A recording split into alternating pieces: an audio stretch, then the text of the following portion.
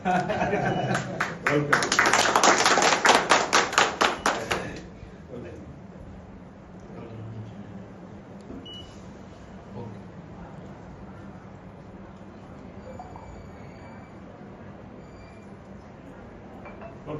Welcome. Welcome. గౌరవ శాసనసభ్యులు ఆర్సీనన్న నాయకత్వంలో నేను టీఆర్ఎస్ పార్టీ ప్రాథమిక సభ్యత్వానికి రాజీనామా చేసి కాంగ్రెస్ పార్టీలో చేరడం జరిగింది.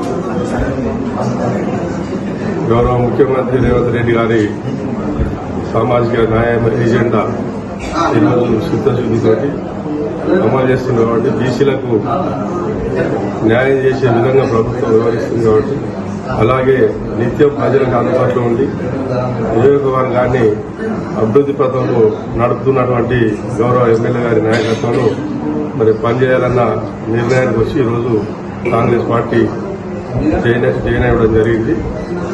రాబోయే కాలంలో పార్టీ స్థానిక ఎన్నికలలో కానీ జరగబోయే ఎలక్షన్లు కానీ పార్టీని ముందుకు తీసుకెళ్ళడానికి వరకు వారి నాయకత్వంలో పనిచేయడానికి అందరం కలిసికట్టుగా పనిచేయడానికి నాకు సాధారణంగా ఆహ్వానించిన గౌరవ ఎమ్మెల్యే గారికి కృతజ్ఞతలు, ధన్యవాదాలు.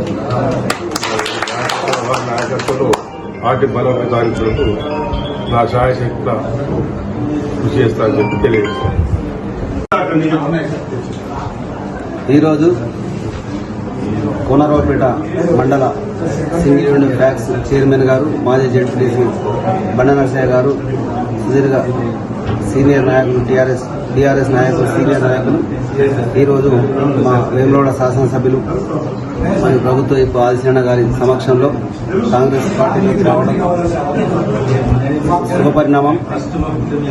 అలాగే వారు కాంగ్రెస్ పార్టీతో కలిసి ఈరోజు మొన్నటి వరకు టీఆర్ఎస్ పార్టీ, ఇప్పటి నుండి మా కాంగ్రెస్ పార్టీ కుటుంబ సభ్యులుగా భావించి మేమందరం కలిసికట్టుగా పనిచేయాలి.